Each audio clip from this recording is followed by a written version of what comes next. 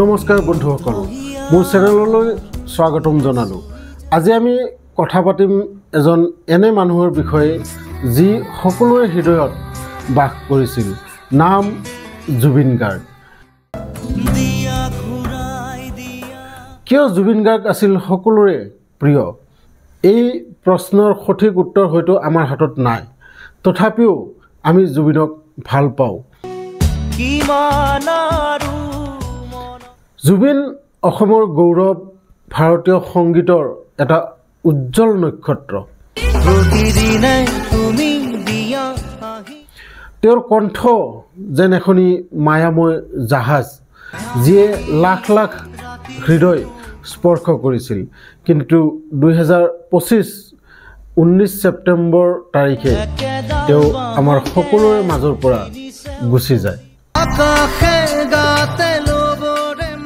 আহক তেওঁৰ জীৱনৰ কিছুমান কাহিনী আমি এই ভিডিঅ'টোৰ জৰিয়তে জানিবলৈ চেষ্টা কৰোঁ।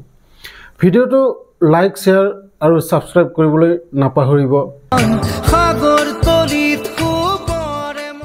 জুবিন গাৰ্গৰ আচল নাম জুবিন বৰঠাকুৰ।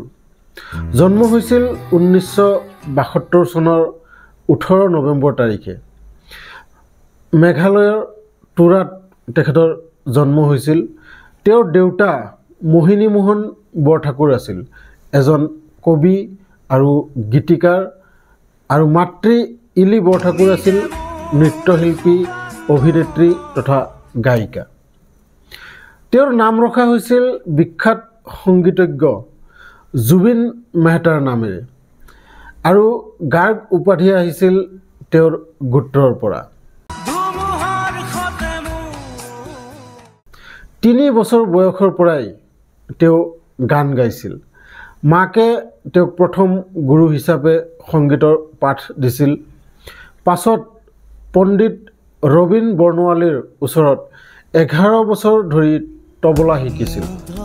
গুৰু ৰমণী ৰায়ে তেওঁক অসমীয়া লোকসংগীতৰ সৈতে পৰিচয় কৰাই দিছিল।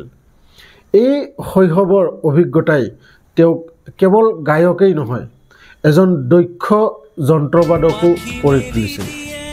তেওঁ 12টা যন্ত্ৰ বজাব পাৰিছিল, যেনে ঢোল, দতৰা, গীটাৰ, তবলা, হাৰমনিয়াম আদি।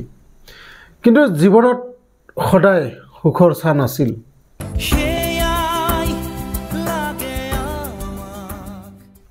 2002 চনত তেওঁৰ প্ৰিয় সহোদৰী জংকী বৰঠাকুৰ, যি এগৰাকী অভিনেত্ৰী আৰু গায়িকা আছিল, এটা কাৰ দুৰ্ঘটনাত মৃত্যুমুখত পৰে। এই শোকৰ স্মৃতিত তেওঁ 2002 চনত শিশু নামৰ এলবাম মুকলি কৰে। এই দুখে তেওঁক আগতকৈও বেছি শক্তিশালী কৰি তুলিছিল।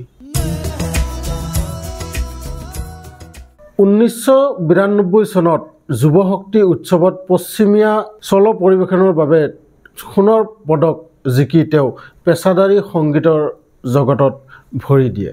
সেই বছৰৰ নৱেম্বৰত তেওঁৰ প্ৰথম অসমীয়া এলবাম অনামিকা মুকলি হয়। 1993 চনত ঋতু এলবামত তেওঁৰ প্ৰথম ৰেকৰ্ড কৰা গান তুমি জানো পাৰিবা শুন আৰু তুমি জোনাকী সুবাস মুক্তি পায়। তাৰপিছত তেওঁ বহুতো এলবাম মুকলি কৰে, যেনে সপোনৰ সুৰ, জোনাকী মন, মায়া, আশা আদি।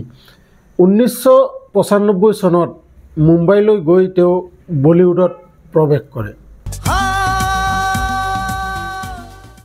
প্ৰথমে চান্দনী ৰাত, ইউহি কভি, ফিজা আৰু কাটেৰ দৰে ছবিত গান গায়।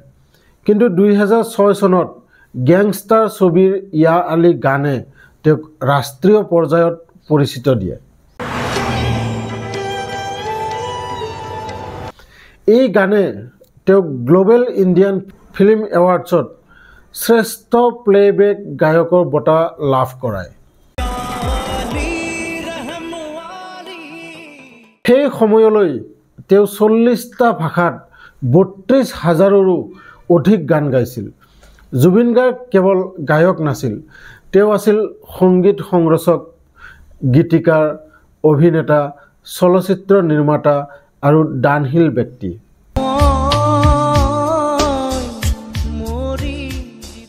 অসমীয়া, বাংলা আৰু হিন্দীৰ উপৰিও তেওঁৰ অৱদান অতুলনীয়। তেওঁ প্ৰায় 40টা ভাষাত গান গাইছিল। বিষ্ণুপ্ৰিয়া মণিপুৰীৰ পৰা কন্নড়, মালায়ালম, মাৰাঠী, উৰিয়া, তামিল, তেলেগু আদি। তেওঁৰ কিছুমান জনপ্ৰিয় গানে তেওঁক সকলোৰে প্ৰিয় কৰি তুলিছিল। ইয়া আলী, দিল তু হি বতা আৰু অসমীয়া হিট যেনে মন যায়, যুযুমতী ইত্যাদি। তেওঁৰ সংগীতত অসমীয়া লোকসংগীতৰ ছাপ আছিল, যিয়ে উত্তৰ পূৰ্বাঞ্চলৰ সংস্কৃতিক বিশ্বৰ আগত উপস্থাপন কৰিছিল। প্ৰতিটো গানত তেওঁৰ আৱেগ, শক্তি আৰু সাংস্কৃতিক মূল্যবোধ প্ৰতিফলিত হৈছিল।